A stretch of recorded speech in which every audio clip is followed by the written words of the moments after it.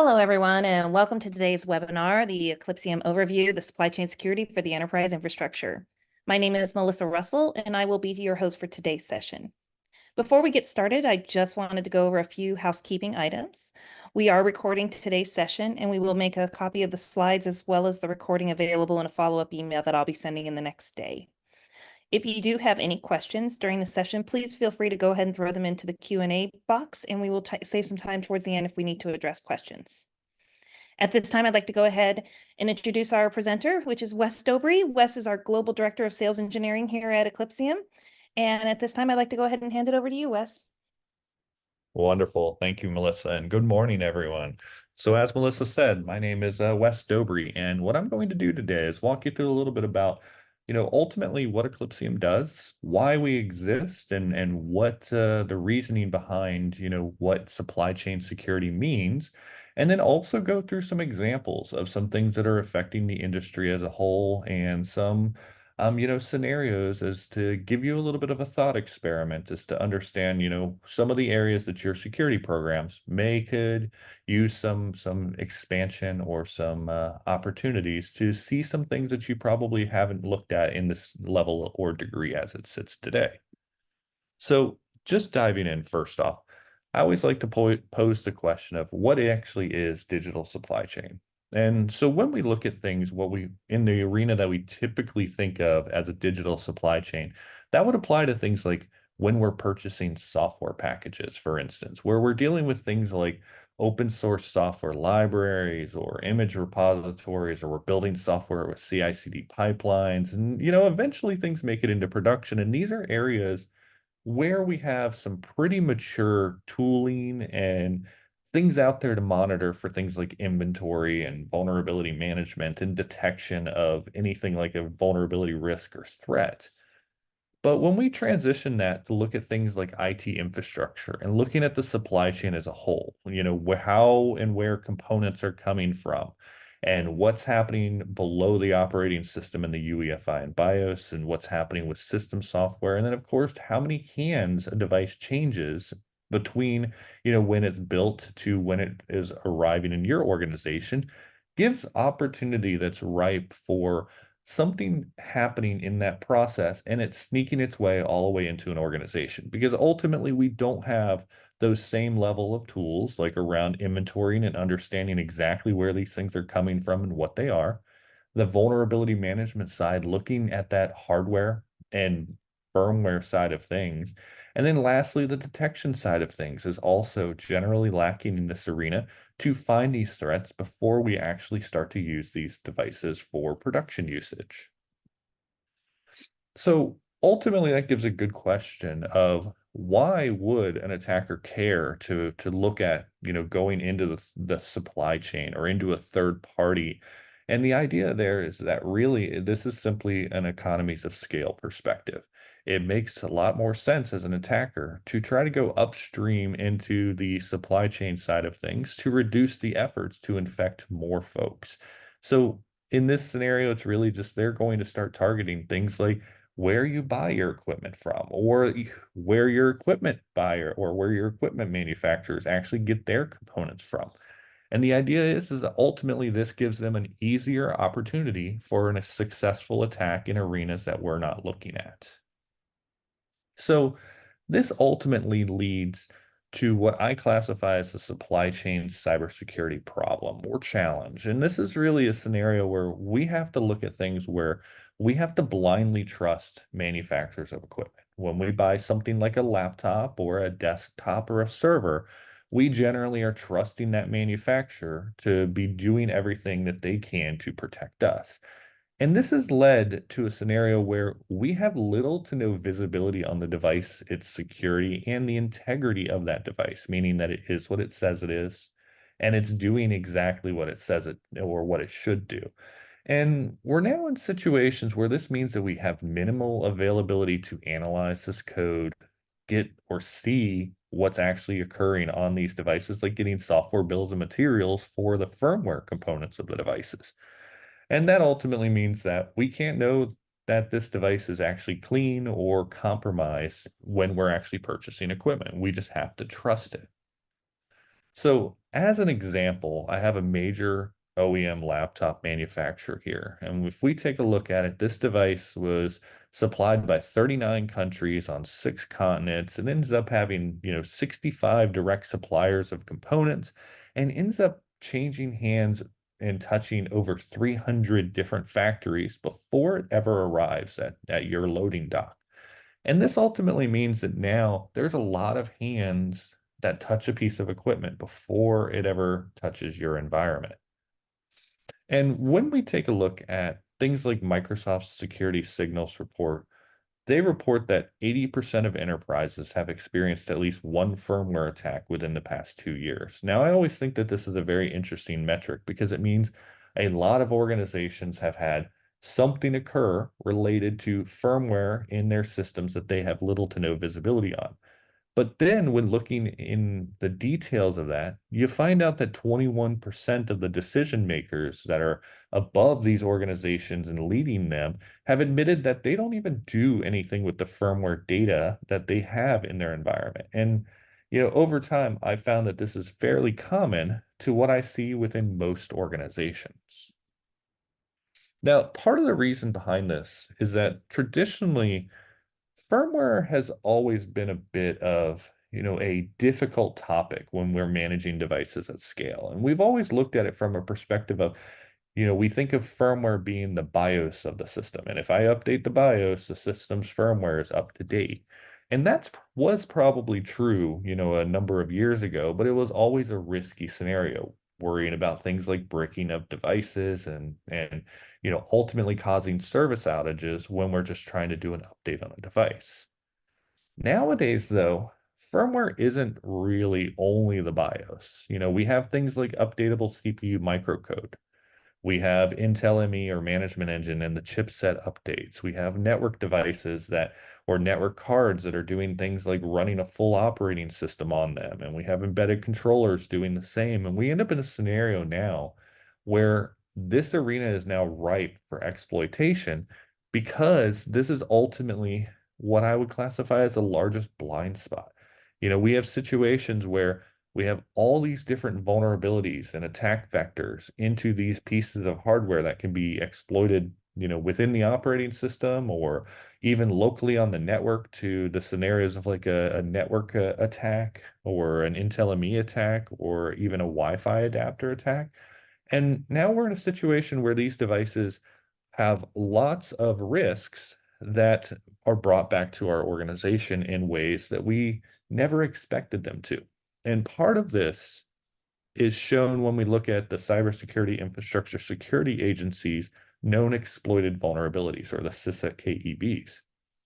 When we take all of their, report of their existing exploited vulnerabilities, so the vulnerabilities that are out there in the wild that are actively being exploited by bad actor groups, we actually can put those into categories. Things that apply to firmware, server software, operating system, drivers, virtualizations, web browsers, and such. And when we actually put them into these categories, traditionally we've always assumed that application and web services things were always the highest exploited components in the industry, but it's actually just the opposite. 72% of attacks that are occurring out there against exploitable vulnerabilities are actually occurring in the server software, operating system and driver level. So this is really interesting because it means traditionally the applications that we always have considered to be most vulnerable only account for about 28% of the vulnerabilities out there being actively exploited. So when we take it from a different perspective and we look at things like these attacks occurring over time, we end up in a scenario where we start to see things accelerating more quickly. As we go through time, it started very, very simple, and then it was years before the next attack, and then it was a less amount of time, and then less amount of time. And now we're to the point where we're having significant attacks very regularly, and all the way up to, some very recent ones that have lowered the barrier to entry from a cost perspective down to only $5,000 for a bad actor group to get access to an entire toolkit vulnerable, or excuse me, of exploit tools and techniques. So this ultimately means that the supply chain is really being targeted. The bad actors are moving in a direction to start to get more economies of scale of their attacks. We're starting to see things like vendors being directly attacked and hacked, and their keys being leaked, their signing keys and their source code being leaked, which is really just causing a lot of trouble because things like secure boot revocation lists aren't being updated with these leaked keys. And so this means that now attackers could go and use those keys to do nefarious things, and our machines will actually end up trusting them. We have scenarios of backdoors and vulnerabilities being discovered across the entire industry, things like Intel's downfall recently, or Gigabyte's motherboards having potential backdoors in them.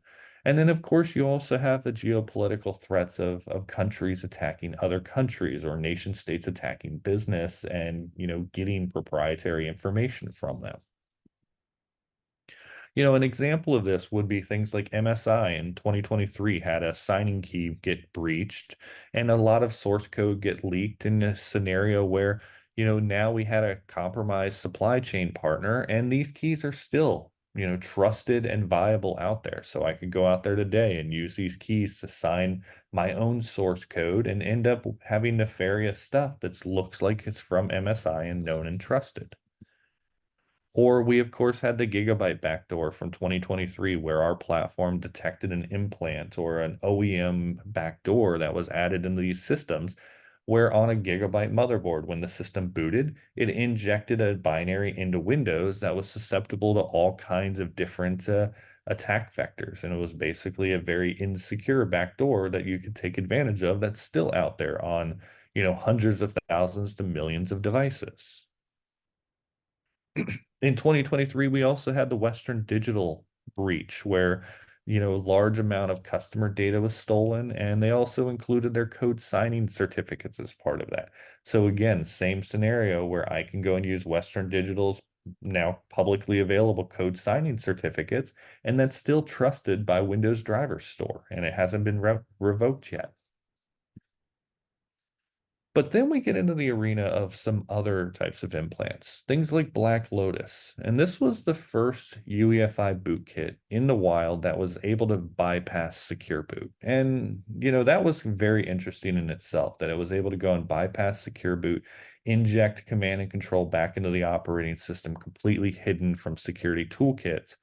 But it also was the only one that really sold at a price point that brought it to arenas that smaller bad acting groups could use it. This is the one that sold for $5,000 on the dark web. And $5,000 ultimately meant it made it really, really easy to get this out there. Now, where it became real interesting is as soon as the first patch went out, they immediately reissued a new malware that was, using a different methodology. And then they issued an advisory that said, if the EDR and antivirus vendors have start to detect this, we'll sell you a new version of it that won't be detected for only $200. And this was a very interesting scenario because now it meant there were lots of permutations of this out there. As of last count, I've seen around 600 different copies and variants of Black Lotus out in the wild.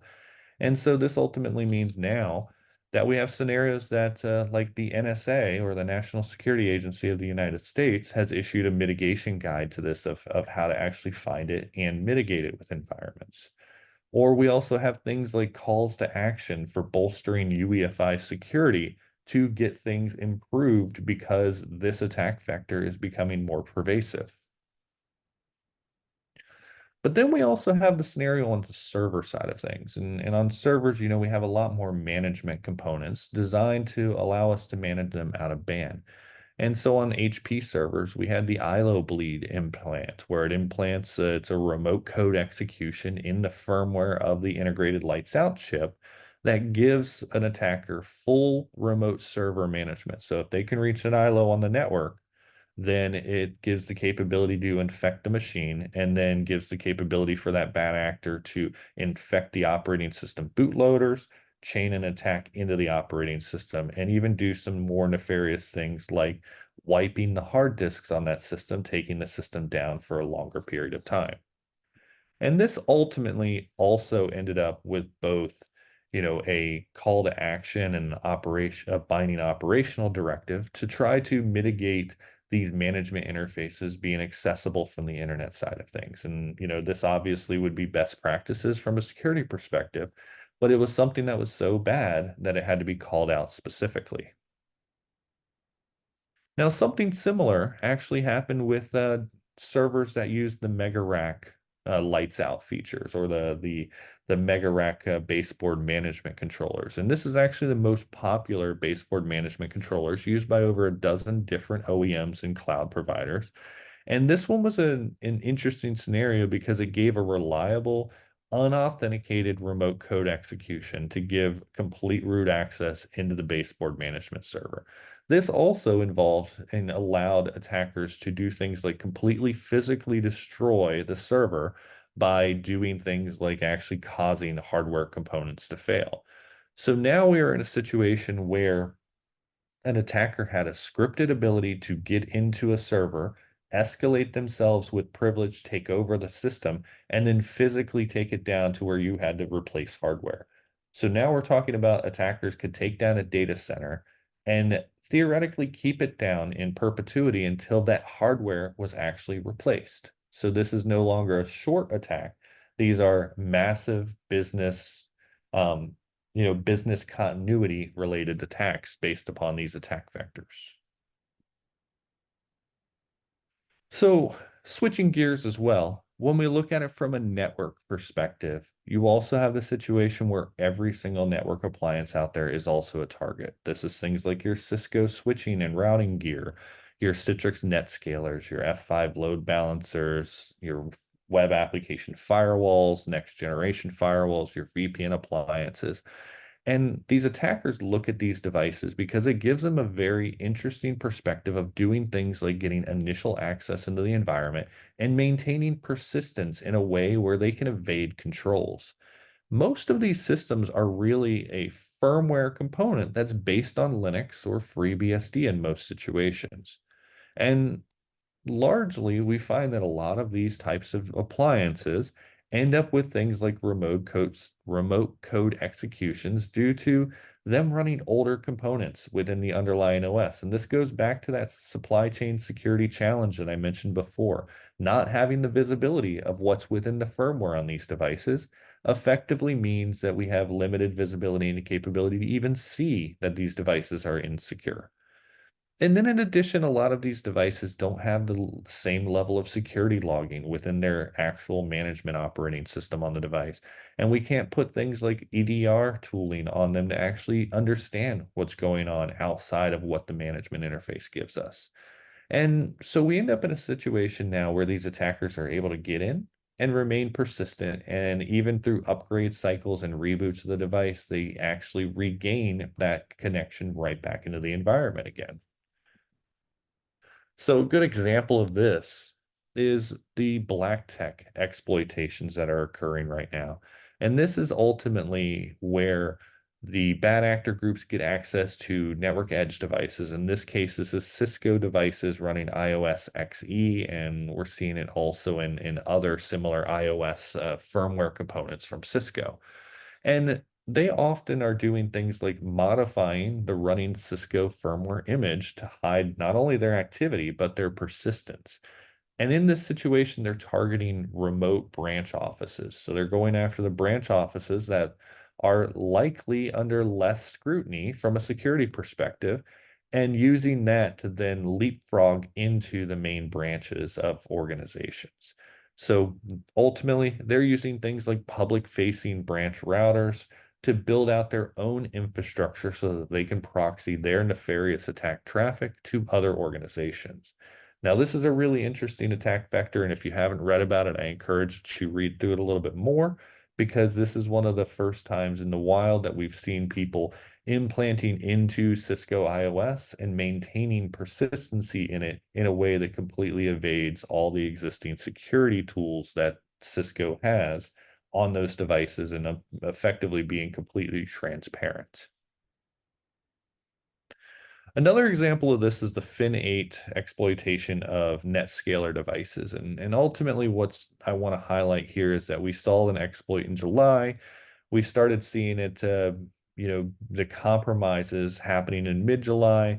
Sys, Sys, Citrix releases patches July 18th. And then on July 21st, 3 days later, Fin8 launches a mass exploitation campaign targeting, thousands of devices. And ultimately have, even as of mid-August of last year, we still saw that there were 1,800 devices with malicious web shells still available on them. And this is a scenario where, once the patch was released, organizations that did not immediately patch were almost immediately exploited. And, who knows how long those attackers will dwell in those environments until, they're actually found and the issues fixed.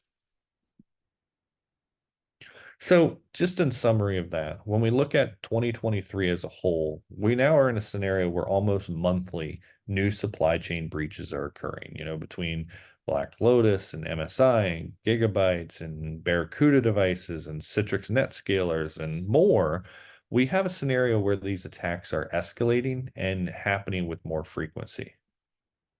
And then when we look at even 2024 so far, we have situations like Cisco with Arcane Door, Line Dancer, and Line Runner, or Pulse Secure, which, we have many recent situations with them. We recently had Palo Alto with yet another path traversal vulnerability to get access to a Palo Alto firewall.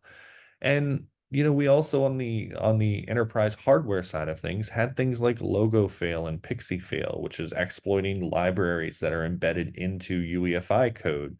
And we had Shim Shady around the Linux boot shim attack that was recently able to be done. And then now we're also seeing Glooptiba out there, which is a UEFI bootkit. And all of that's just in 2024 thus far, and it's only going to continue. And I anticipate that we're going to see more than double this throughout the rest of the year as well. So when we look at what that actually means and where to address and focus our perspective, what Eclypsium focuses on is that we look at areas below the operating system. And what I mean by that is that we're looking at the hardware, the firmware configuration, and analyzing all of that from really three different perspectives. The first is visibility, and that's, of course, giving you a perspective of what actually is in your organization, understanding it from that hardware components, and firmware configuration side of things. Taking that intelligence and then looking at it from a security perspective. What risks are we finding? What vulnerabilities do we have? What misconfigurations? And then, of course, lastly, the threat side of things. Do we actually find something nefarious in the environment? Indicators of compromise, indicators of attack. And then we also look at it from the integrity side.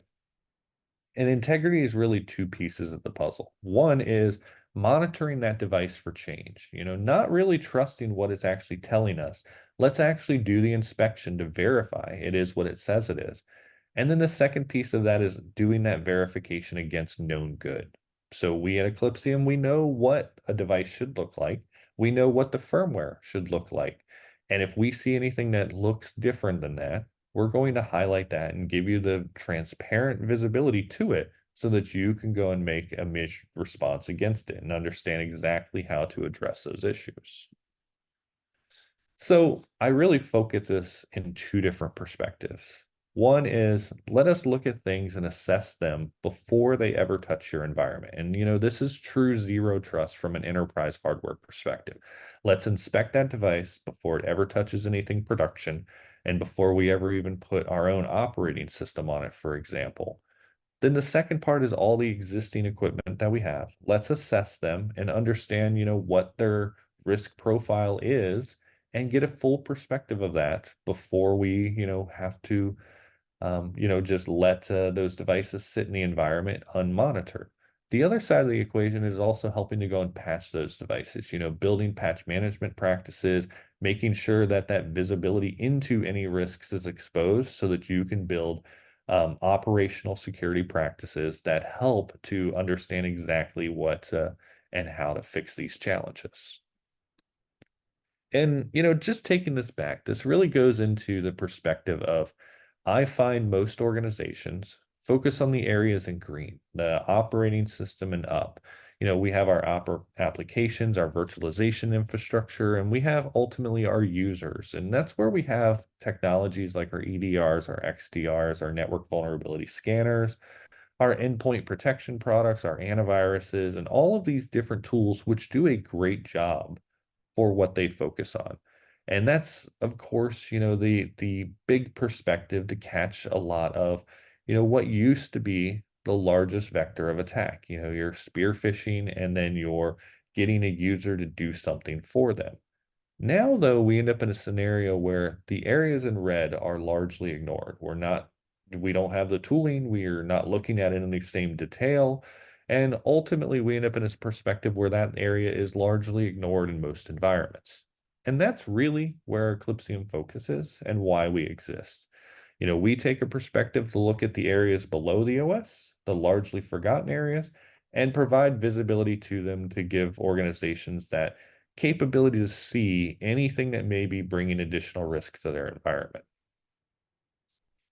Now, this is really a two-pronged approach. On the left side, we have our endpoints and our servers, or simply put, things that are running Windows, Linux, and Mac, where we can put a piece of software.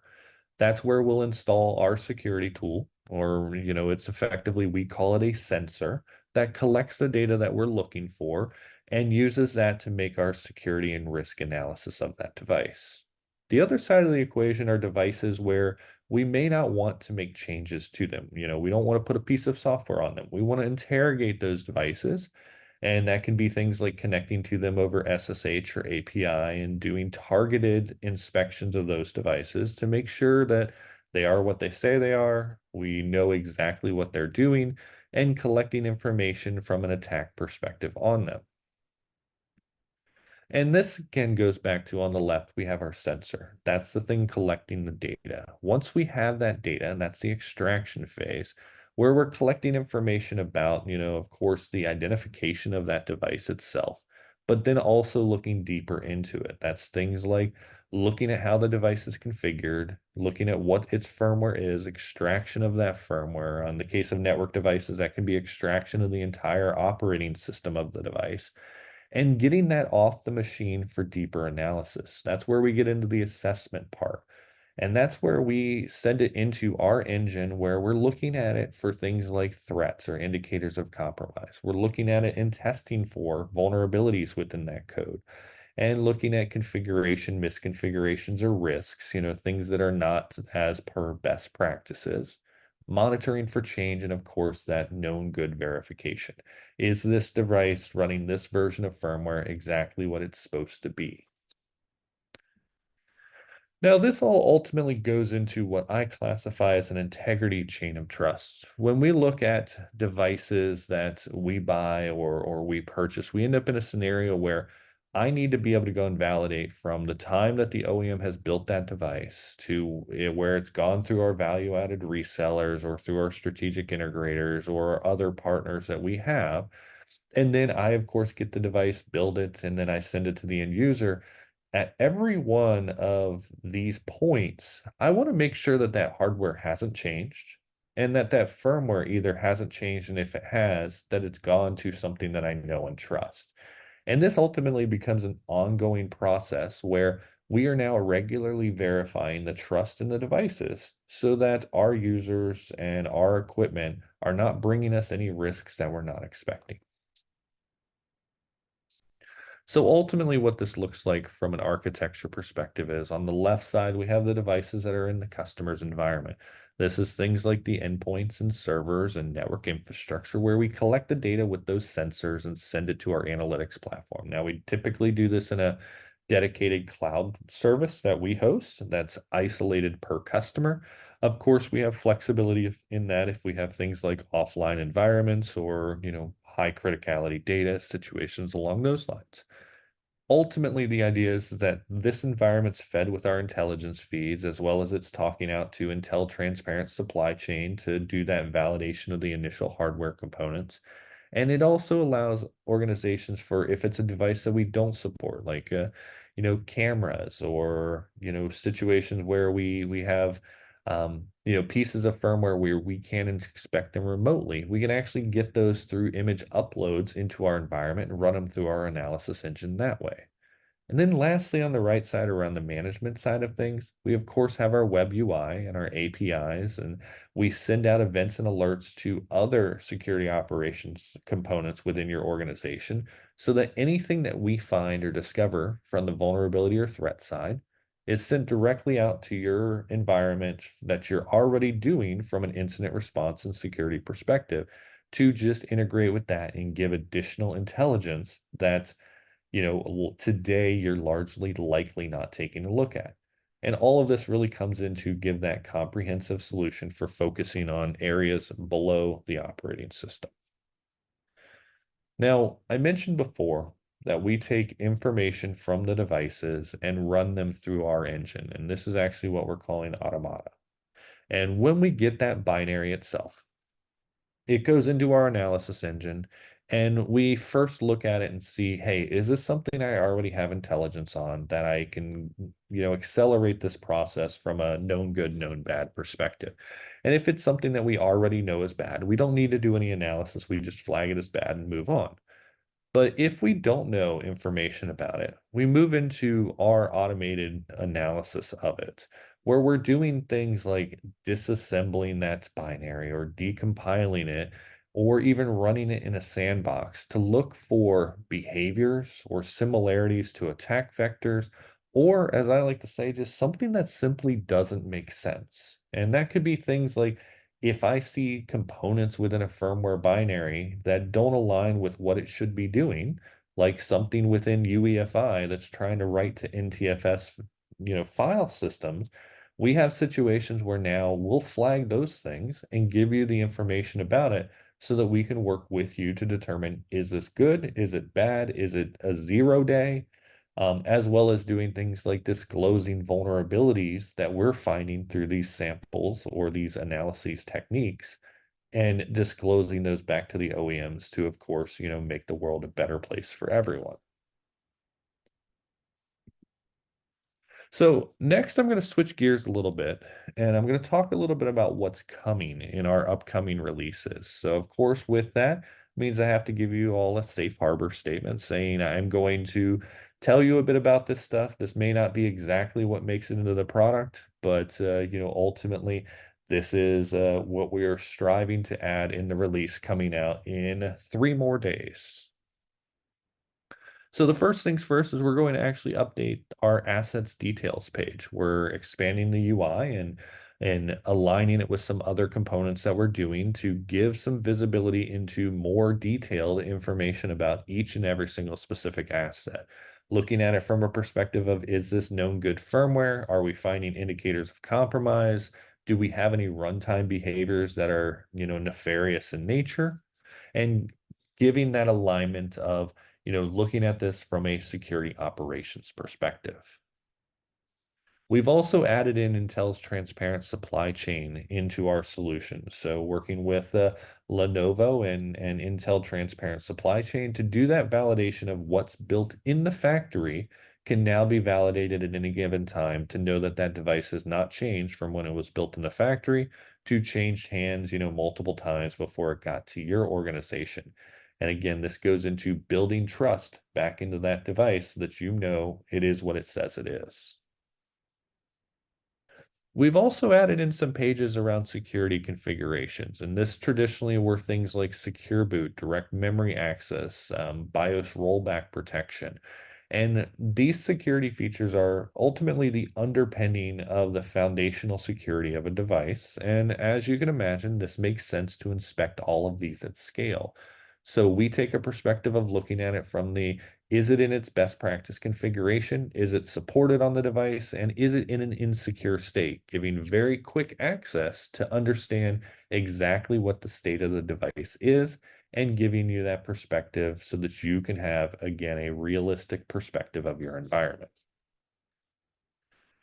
We're also adding some additional usability enhancements. This is things like filtering capabilities on our UI, giving the capability to do everything by group so that you can see this data with more detail, as well as drill down capabilities on specific pieces of information. So if you see that in a certain group that we're finding high criticality vulnerabilities, you can dive right into the report and see exactly what those devices are, what the vulnerabilities are, and use this again to accelerate what you're doing to remediate vulnerabilities and ultimately giving you faster access to the data so that you can respond accordingly.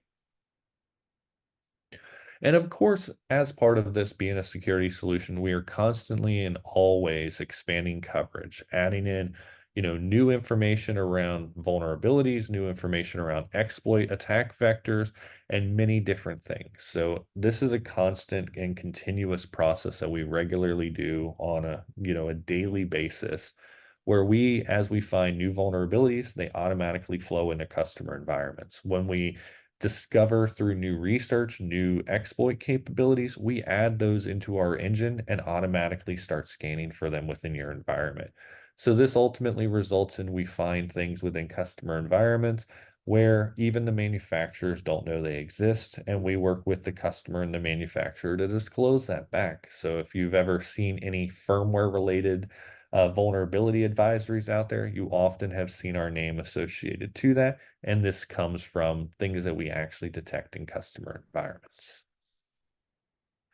And now looking at this from a perspective of where we're going in the future, and part of this is we want to, of course, continue to add coverage of devices, expanding coverage to cover things like we'd like to start inspecting the firmware on, the latest Gen AI based hardware like NVIDIA GPUs, or adding in additional support for other network devices like expanding our coverage in Cisco IOS XR for the carrier grade gear.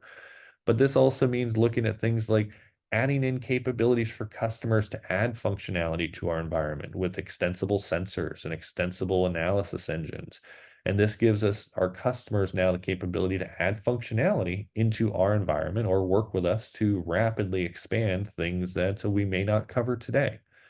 But we're also starting to look at this from a perspective of how do we continue to expand our capabilities with things like integrating in other firmware security tools, looking at things like capabilities of doing Windows driver analyses, and then ultimately getting into a perspective of modernizing our infrastructure. So we're currently undergoing a web framework migration from Ember to React. We're also adding in components where we're going to start being able to do our infrastructure on Kubernetes.